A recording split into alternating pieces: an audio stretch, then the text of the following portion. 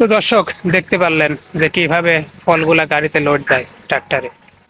তো এমন interesting video দেখতে চাইলে ইউটিউব চ্যানেলটা সাবস্ক্রাইব করবেন, ফেসবুক পেজ হলে ফলো করবেন। আসসালামু আলাইকুম।